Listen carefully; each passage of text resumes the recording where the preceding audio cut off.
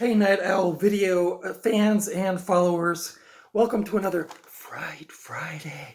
Today I'm talking about the 2012 film The Lords of Salem, directed by Rob Zombie.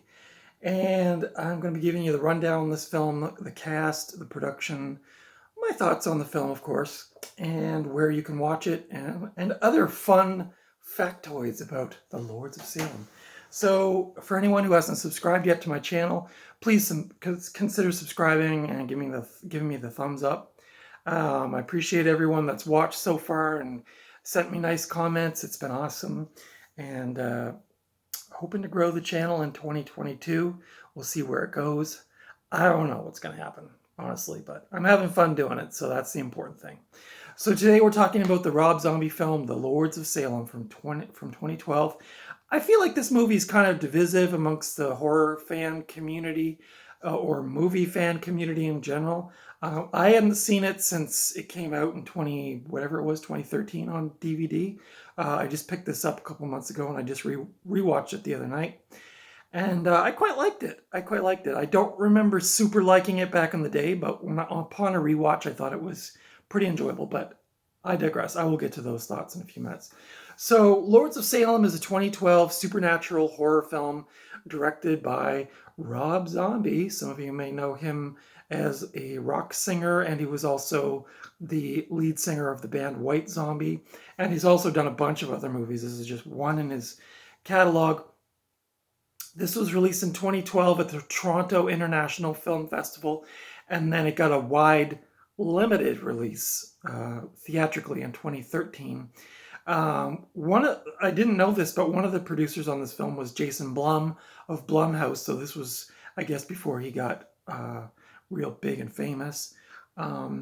This movie stars, of course, it's with Rob Zombie films. It's the usual cast of characters: Sherry Moon Zombie, who is Rob Zombie's wife; Ken Foree from Dawn of the Dead; Patricia Quinn from Rocky Horror Picture Show; the amazing and always lovely Dee Wallace, of course, from Poltergeist. And I just saw her again the other night in Critters Attack, the fifth Critters movie.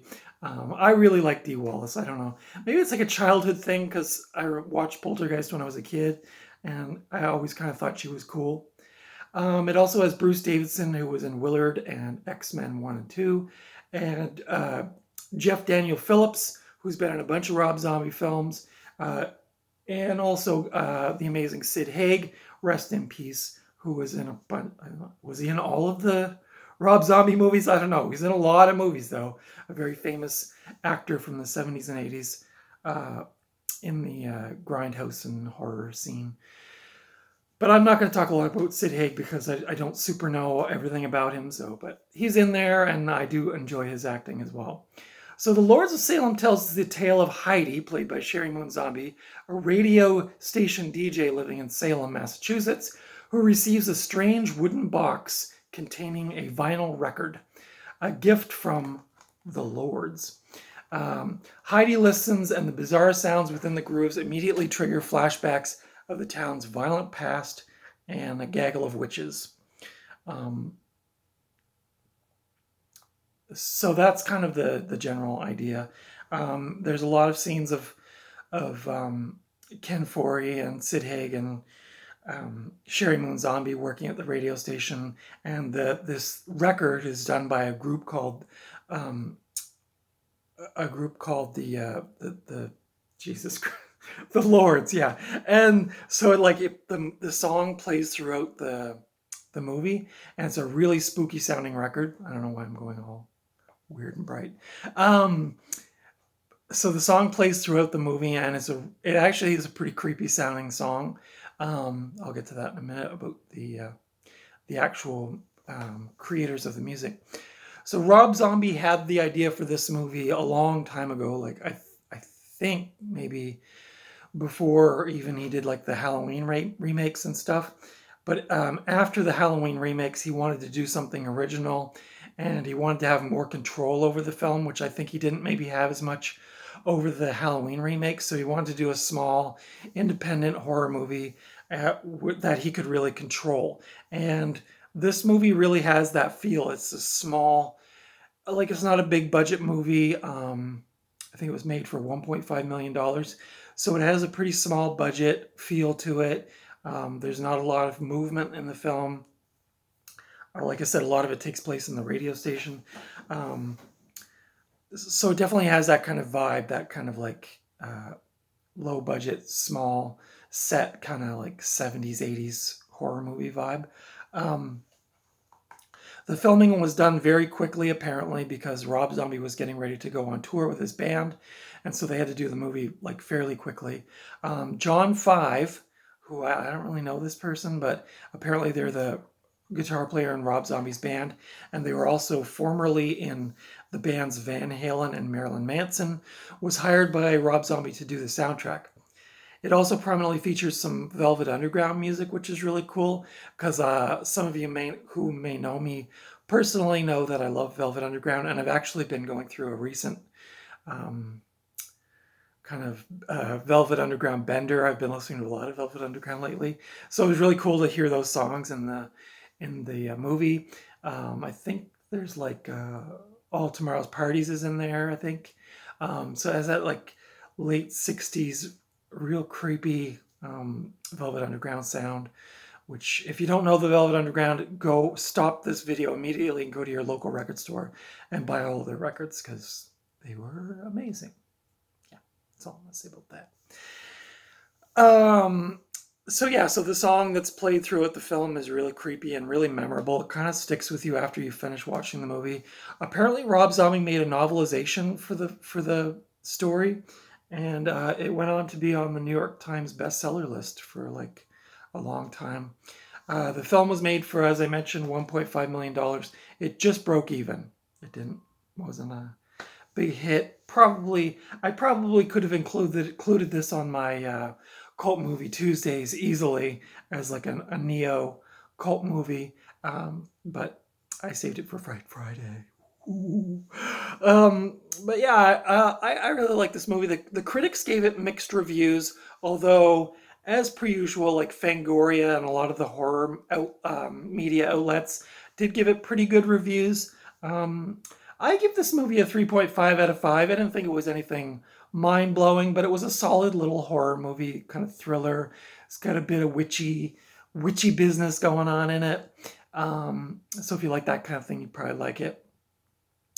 I really like the tone of the movie and the eerie mood. When I watched this, I wasn't actually feeling all that great. I had a really bad toothache, and so I was kind of in a weird mood anyway. And so the music and the mood and everything about the film just kind of gave me this very unsettling vibe.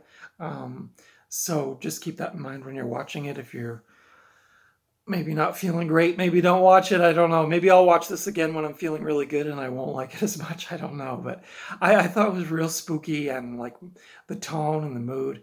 I kind of like to rewatch it just to get more aesthetic value out of it and kind of like look more at the camera at work and stuff like that, the cinematography. But that was really good. This edition is a very bare bones edition. This is the 2013 Blu-ray.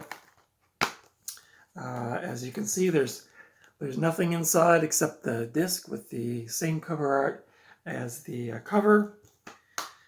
The only special feature is an audio commentary with writer, producer, and director Rob Zombie, which I did not listen to yet, but I probably would like to go and listen to that. I bet he's got some cool insights into the film and that. Where can you stream it? Well, you can't, I don't think, but you can rent it digitally on Amazon Prime and YouTube. And you could probably, I found this at, I think it was Giant Tiger. It was like $4.99 or something. So it is out there in random spots. You could probably find it at some thrift shops or pawn shops, probably. I bet a lot of Rob Zombie fans bought this back in 2012 and then pawned it off like a few years later. So I'm sure there's copies of it floating around. Not a hard movie to find. But I would say if you are thinking about all the Rob Zombie movies, this one ranks pretty high for me. I like the Halloween remakes. Okay, I know that's a contentious topic among horror movie fans as well, but I thought they were all right.